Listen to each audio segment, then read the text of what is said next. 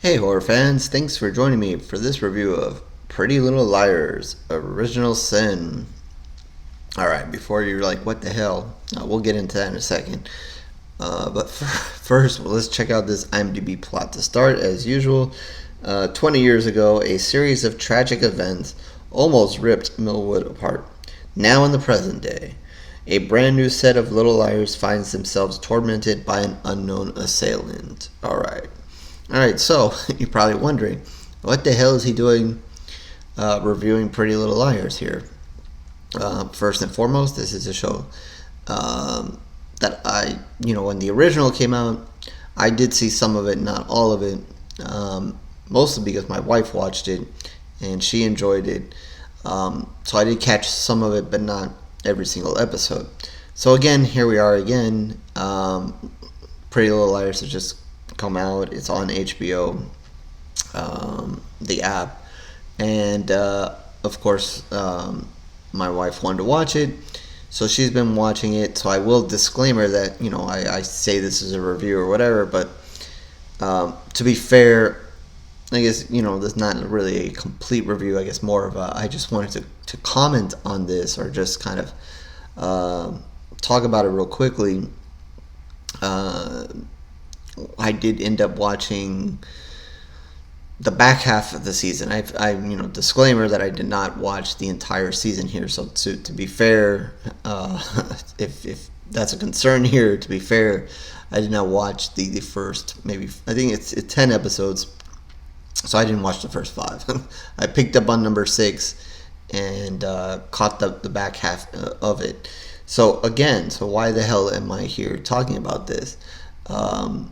I'm sure this is for a select audience. I'm sure most of you might have come across either the blog or going through the videos here on YouTube and saw this and was like, what the hell, and just moved on. So if you're here, you're probably here kind of either curious, wondering what the hell I'm doing, or so forth, or probably not going to watch the show. If you're, I think a true horror fan or a hardcore horror fan is probably not watching this. It is definitely for a select audience, maybe a younger generation of horror fans, thriller fans, or just somebody who's just kind of into mystery, maybe true crime, that kind of thing. But I guess the main point of why I'm mentioning this is that, at least for this season and this version of it on HBO, you saw a little bit. For those one or two few that may have saw the original series, it obviously has a horror background, has a thriller background. It's all about solving a case and so forth, and mystery. So it does have those elements to it. To be fair, it's just, I know it's not a lot of things that doesn't really jump out for horror fans, but I think this one, and the reason why I'm just here and kind of talking about this, is that this one kind of, I think, to more of a point than the original. And again, even in the original, I did not see every episode, but I think in what I did see in this, and is that it tends to honor itself to horror.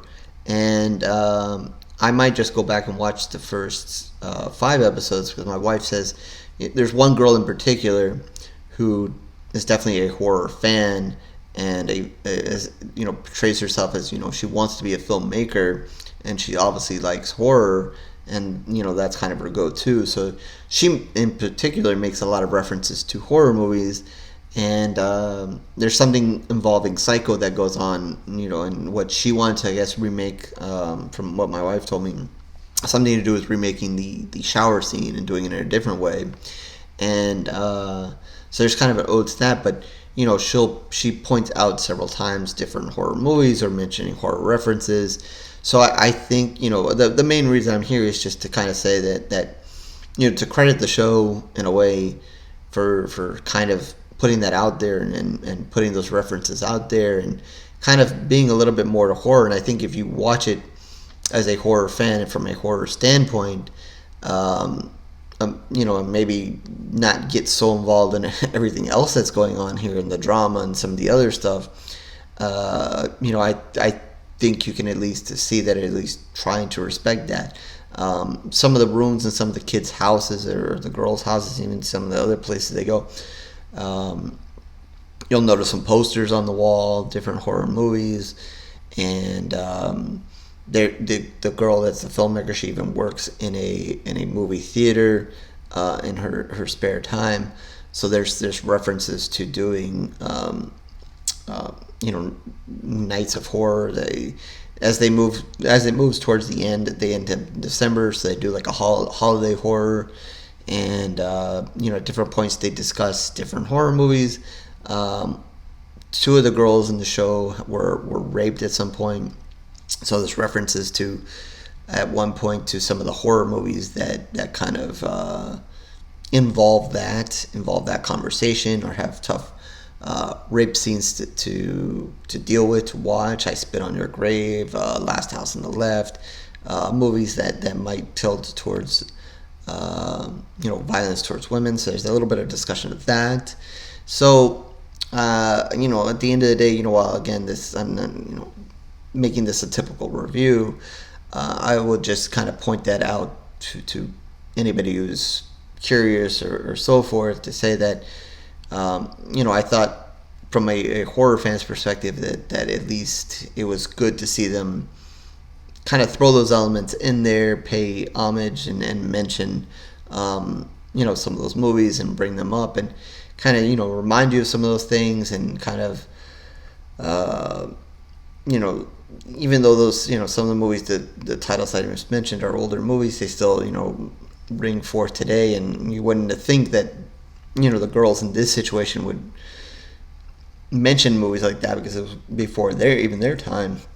But they were the one girl at least respects it and knows of it, so they kind of make use of it in the show. So that's my ramblings on that. As far as, and then I will say, I don't think many people watching this are going to care whether it's spoiler free or not. I won't spoil it. I'm not going to give you away. But there is a killer. There is a killer in a mask. The mask, is a pretty decent mask there. I think if you watch it, you'll kind of get that Michael Myers vibe, and I wouldn't be surprised at them maybe them going that route with their character, since Michael Myers is coming back and Halloween is going to end yet again. And I think in one of the scenes towards the end, you're gonna see two scenes in particular. One, again, ode to Psycho. Like I said, I didn't see what she had done in some point in the first 5 episodes, but you're gonna see an ode to the Psycho shower scene in a brief moment there towards the end. And you're also gonna see another scene where, if you're a fan of Halloween and Michael Myers, and not that it's not been done in other horror movies, but that one kind of stands out. And as I kind of watched this character going around, I kind of thought Michael Myers, since he is relevant right now and in the news all the time, and everybody's just waiting in anticipation for it. A particular scene in Halloween that they kind of again do a quick, I guess ode to or reminder of that scene. But then do their own thing with it. So I think if you've thought maybe curious about Pretty Little Liars, and you're a horror fan, I say why not turn it on. Again, it's going to be for a specific audience. This is not going to be for every horror fan.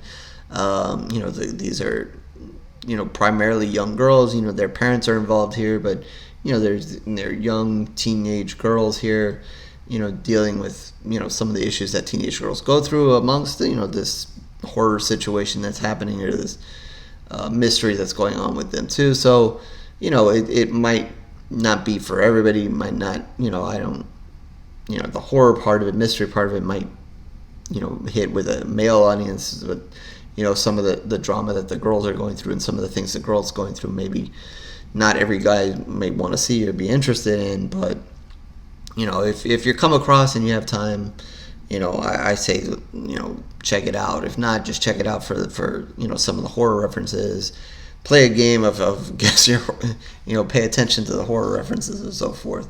Because I didn't watch the whole thing, it wouldn't be fair to me to give it a pool of blood rating.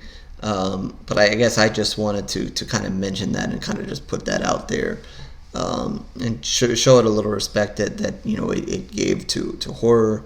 We've seen other stuff not give respect to horror, and I will say Twilight disrespecting horror all day long, terrible.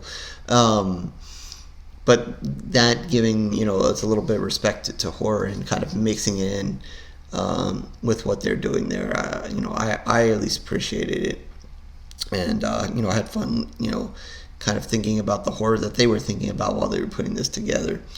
And so yeah, that's it. That's my ramblings for Pretty Little Liars, the original sin. And for those curious, it will come back for a second season.